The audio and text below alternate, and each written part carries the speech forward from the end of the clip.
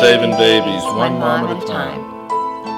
I feel like it was a little bit scary at first, but I was also really feeling really grateful to be here because it was kind of scary. Like before I got here, I didn't really have a lot of support and I was homeless, so I kind of felt really hopeless. So when I got here, I felt kind of like a burst of hope and energy, and I felt like God kind of answered my prayers because I was praying that I would get into here.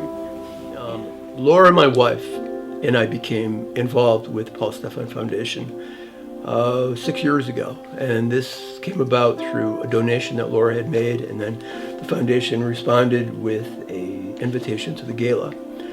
And at the gala, we listened to several speakers, and honestly, I was kind of taken with the concept that what Christ had said. There's the poor will always be with you, and I didn't really see anything that really jumped out as being unique until we looked over at the dance floor, and I can remember the song that was playing. It was Kool and the Gang, and there were 3 toddlers out there, 3-4 years old, dancing to Kool and the Gang.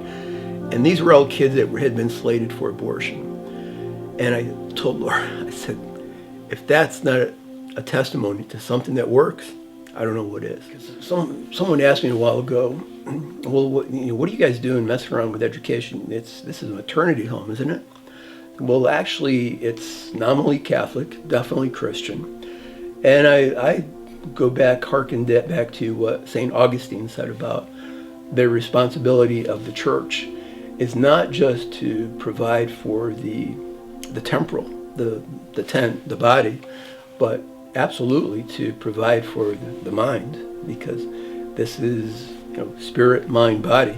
So I see Paul Stefan Foundation attending to all 3 of those, and it's a wonderful opportunity. It's a blessing to me to be part of this. Gratifying.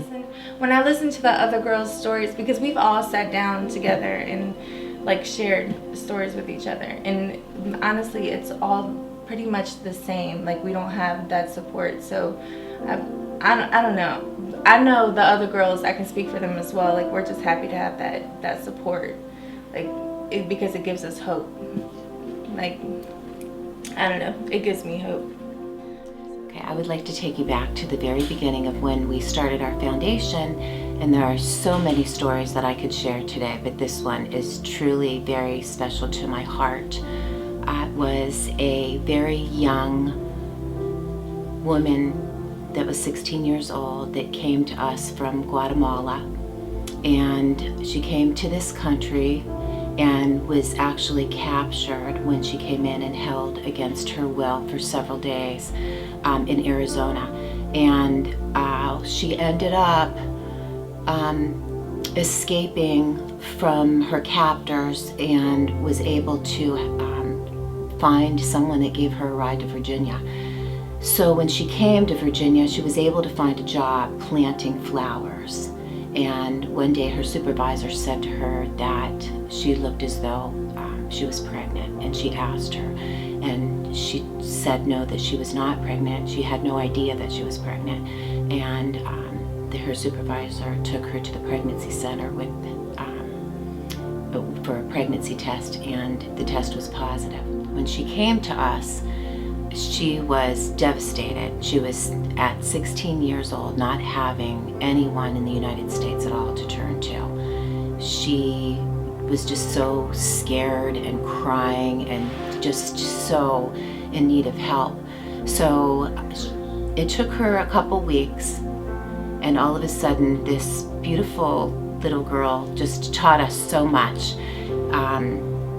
She was an excellent cook. She was very witty. She had the other girls just always playing little tricks and hiding and jumping out, and just very, very sweet. But because of her age and the age of the other women, Randy and I felt as though on the weekends that she just seemed to fit in with our family, and so we would bring her home on the weekends. She was just a little bit younger than our oldest daughter, and then our other children were younger than she was, so she just seemed to fit right in. They would go outside and they taught her how to ride a bike. So she would stay with us. We would go, if whatever we did on the weekend, we always took her with us. So she had her baby, and oh my goodness, what a wonderful mother. And since that she had 13 siblings, I believe, 12 or 13 siblings, very knowledgeable of how to care for a baby, and taught us different things about breast milk, that is the ways to heal different ailments, including pink eye, that she put breast milk in her baby's eye, and that was healed within a couple days. But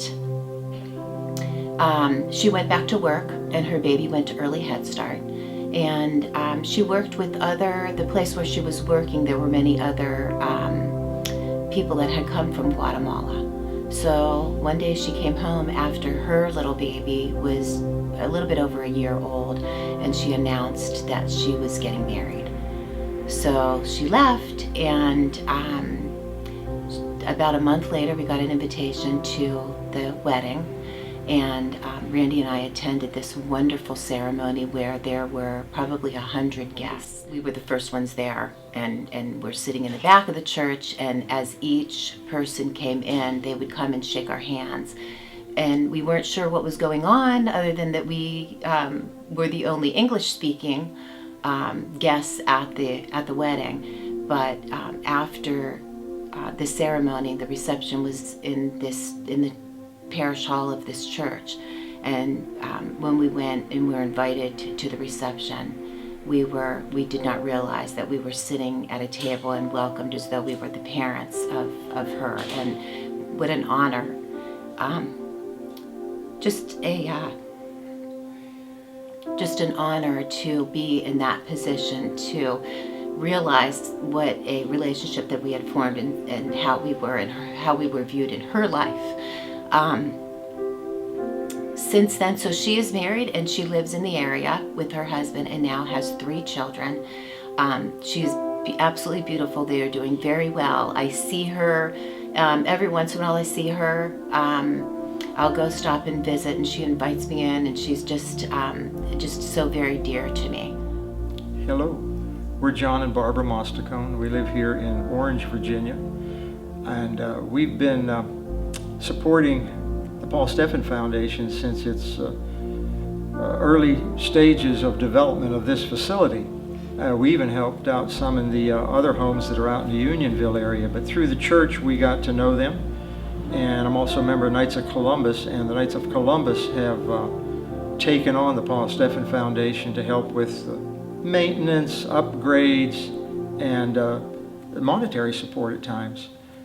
But all in all, it was a facility that is much needed in this area. Orange County and even most of Central Virginia didn't have a real facility that could help assist a new mother with a baby or a young child that just had nowhere else to go. And this filled a gap that was just as wide as the state. But all in all, it's a beautiful facility, and we've helped upgrade a couple of rooms here, and many people have. And I also did their PC support for the last several years, both here and at the other home.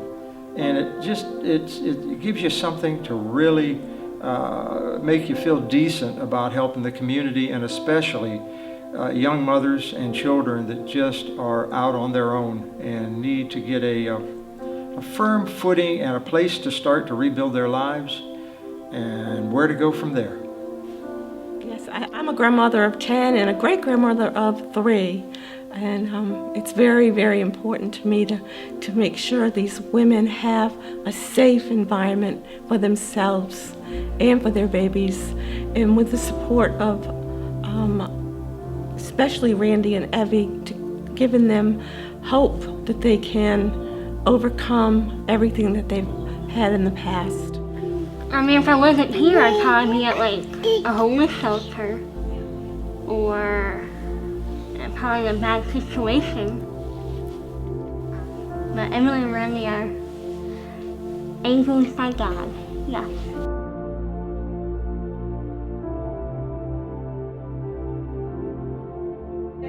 when I found out I was pregnant, I was like, it wasn't, oh, if I can have this baby or should I have this baby. It's, I'm going to have this baby. I'm going to get my life together. I'm going to try and try and try it, no matter, even if me trying wasn't like good enough for other people. Like, I was gonna do whatever it took, and that's why I'm happy I met Miss Evelyn and Mr. Randy, because I feel like I probably would have lost her too if I wouldn't have met them and had a place to stay. Here I can actually, I don't know, it just gives you hope. Like, I sit there and I'm like, okay, they're not rushing me to do anything. Like, Miss Evans, like, take time with your baby. Do not rush to figure out what you're gonna do. If you need us, we're here. So it's like that support that I don't have from my family, I get that from them. Like, it's whatever you need. Like, we're here for you. We're here for the baby. Like, we want to help you. And I never had that.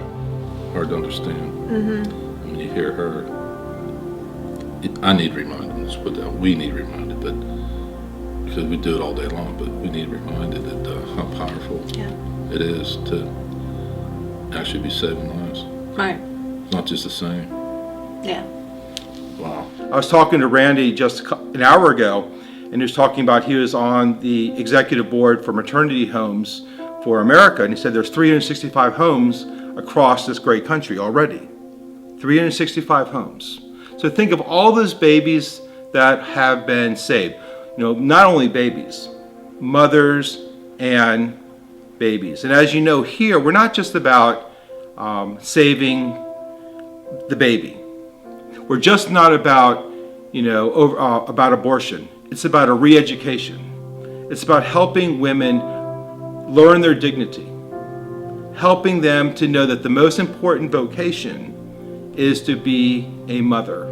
We have a responsibility as Christians to care. We have found that supporting this organization has been a blessing beyond compare, and we invite you to join us. Saving one life at a time. One life at a time. Saving one life at a time. One life at a time. One life at a time. Saving one life at a time. Mine. Only imagine what it will be like when I walk by your side. I can only imagine. Surrounded by your glory, what will my heart feel? Will I dance for you, Jesus? Or in awe of you be still? Will I stand in your presence? I am Or not to my alone. knees will I fall? Will I sing hallelujah? Will I be able to speak at all? I can only imagine. I can only imagine.